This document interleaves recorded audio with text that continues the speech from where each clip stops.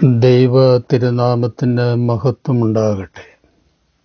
സമാഗമന കൂടാരത്തിൻ്റെയും സാക്ഷ്യപ്പെട്ടകത്തിൻ്റെയും നിർമ്മാണവും ഒരുക്കവുമൊക്കെ എങ്ങനെയായിരിക്കണം എന്നുള്ളതിനെ പറ്റിയുള്ള വിവരണമാണ് പുറപ്പാട് പുസ്തകം 25-ാം അധ്യായം. അതിൽ വിളക്കുകൾ വൈകുന്നേരം കത്തിക്കണം, പ്രഭാതം വരെ കെടാതെ സൂക്ഷിക്കണം, അതിൽ വിശുദ്ധ എണ്ണ ഒഴിക്കണം എന്നൊക്കെയായിരുന്നു ദൈവം മോശയ്ക്ക് കൊടുത്ത നിർദ്ദേശം. ഇത് നിർബന്ധമായി പാലിക്കുവാൻ അഹറോനെയും മക്കളെയും ചുമതലപ്പെടുത്തി. സമാഗമന കൂടാരത്തിലെ വിളക്കുകളും അതിലുപയോഗിക്കുന്ന എണ്ണയും വളരെയധികം ആത്മീയ മർമ്മങ്ങൾ ഉൾക്കൊള്ളുന്നതാണ്.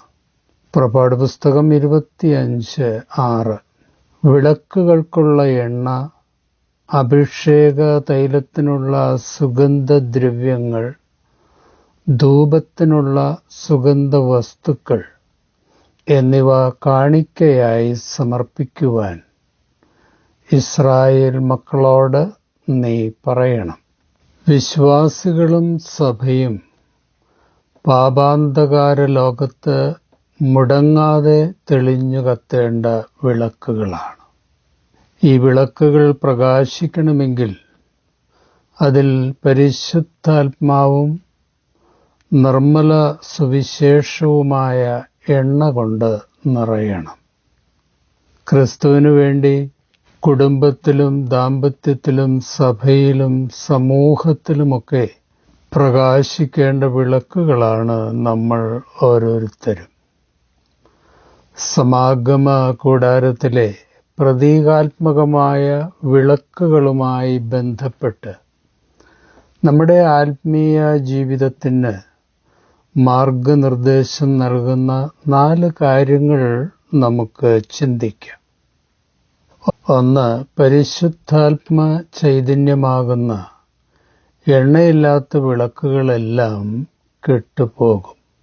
സഭയിലെ ആഘോഷ പരിപാടികൾ, ആത്മീയ ആഡംബരങ്ങൾ, സംഗീതം, ബൗദ്ധിക പ്രവൃത്തികൾ തുടങ്ങിയവയൊന്നും പരിശുദ്ധാത്മ അഭിഷേകത്തിന് പകരമാവില്ലെന്നാണ് യഹോവയുടെ അരുളപ്പാട്. സെഖര്യാ 4:6 അവൻ എന്നോട് ഉത്തരം പറഞ്ഞത് എന്തെന്നാൽ, സെരുബ്ബാബേലിനോടുള്ള യഹോവയുടെ അരുളപ്പാട് സൈന്യത്താലല്ല, ശക്തിയാലുമല്ല, എൻ്റെ ആത്മാവിനാലത്രേ എന്ന് സൈന്യങ്ങളുടെ യഹോവ അരുളിച്ചെയ്യുന്നു. ആത്മാവില്ലാത്ത ആത്മീയ നേതൃത്വവും മാതാപിതാക്കളും വിശ്വാസികളും ക്രിസ്തുവിൻ്റെ പ്രകാശം പുറപ്പെടുവിക്കാൻ കഴിയാതെ കെട്ടുപോയ വിളക്കുകളാണ്. കാറ് വളരെ വില കൂടിയതും ഹൈടെക്കുമാണെങ്കിലും ഇന്ധനമില്ലെങ്കിൽ അത് 1 ഇഞ്ച് മുന്നോട്ട് നീങ്ങില്ല. അതുപോലെ സഭകളും വിശ്വാസികളും ഭൗതികമായി സമ്പന്നവും ഭക്തിയുടെ ബാഹ്യപ്രകടനങ്ങൾ ഏറെയുള്ളതുമാണെങ്കിലും ആത്മചൈതന്യമില്ലെങ്കിൽ ലോകത്തിൽ പ്രകാശം പരത്തുവാൻ കഴിയില്ല.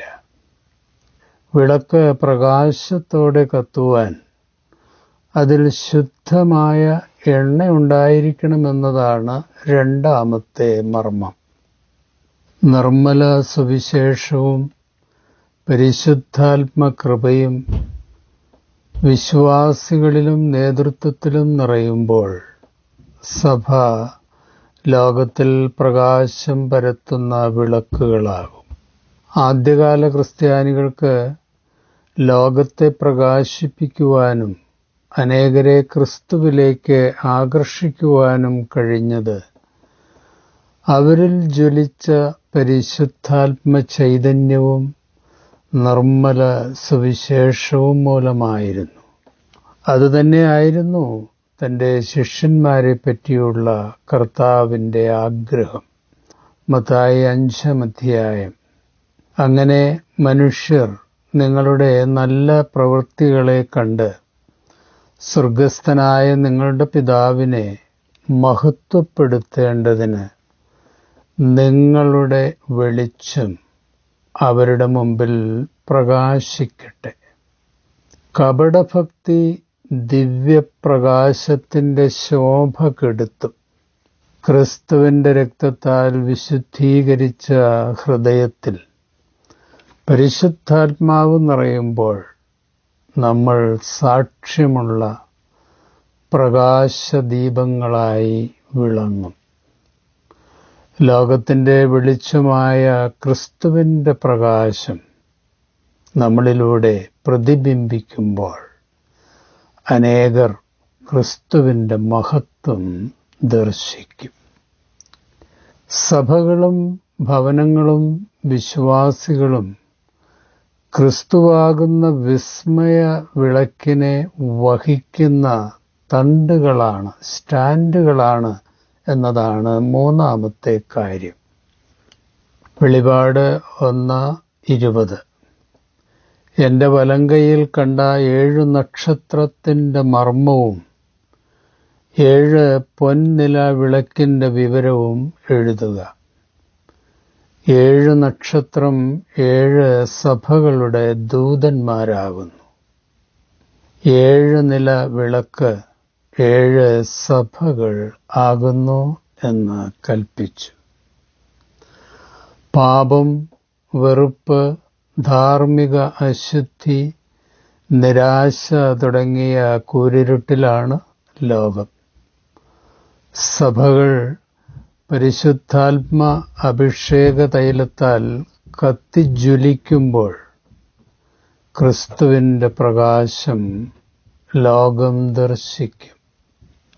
ഇരുട്ടിൽ ഒരു ചെറിയ മെഴുകുതിരി വെട്ടത്തിനു പോലും നേരിയ പ്രകാശം പരത്തുവാൻ കഴിയും.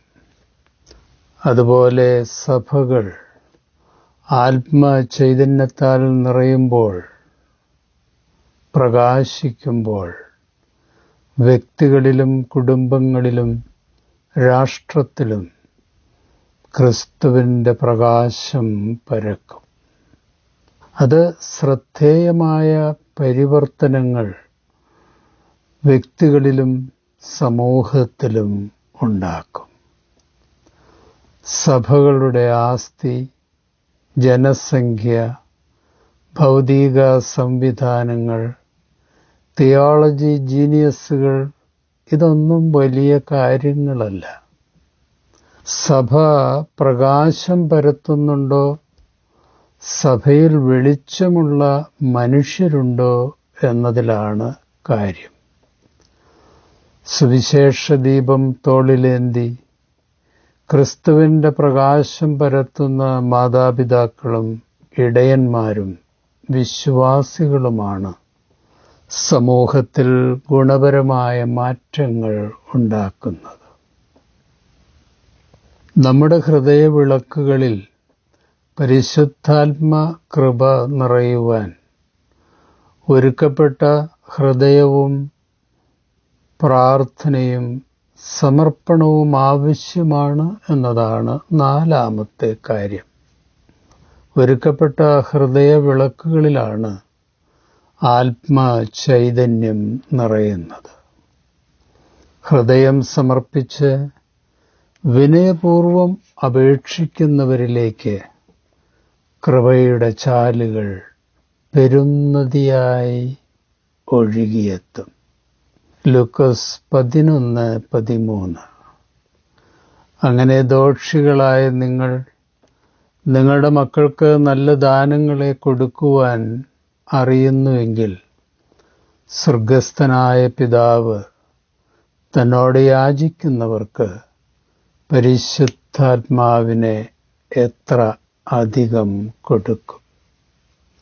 ബാഹ്യമായ അലങ്കാരങ്ങളിലും ഭക്തിപ്രകടനങ്ങളിലുമല്ല, ഹൃദയം പരിശുദ്ധാത്മ ചൈതന്യം കൊണ്ട് നിറയുന്നതിലാണ് കാര്യം.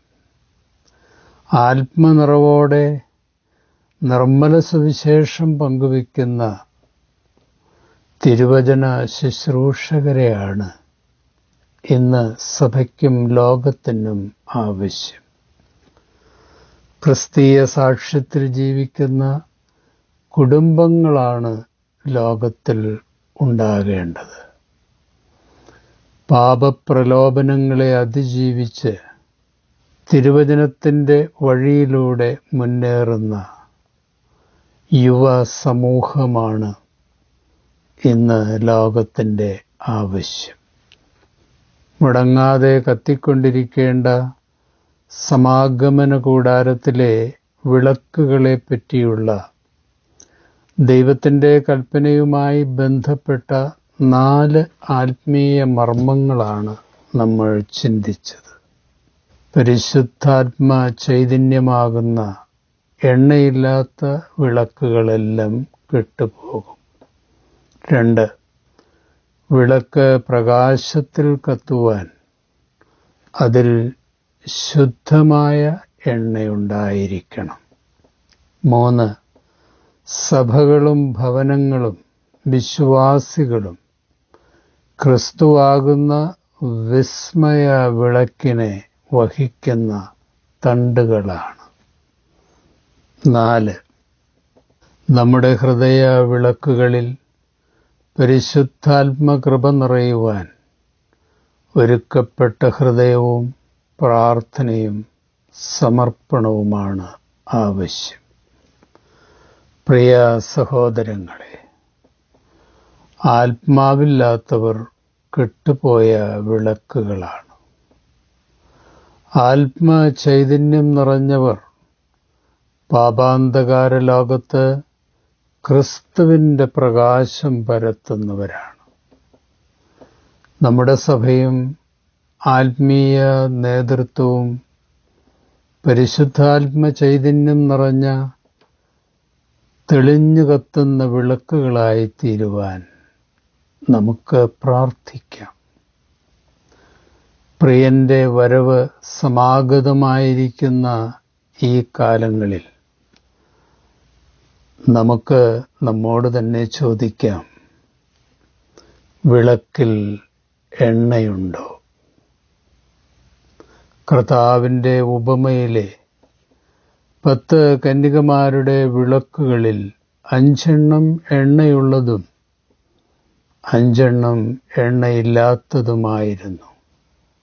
വിളക്കുകളല്ല, വിളക്കുകളിലെ എണ്ണയാണ് അവരെ അർഹരും അനർഹരുമാക്കി തീർത്തത്.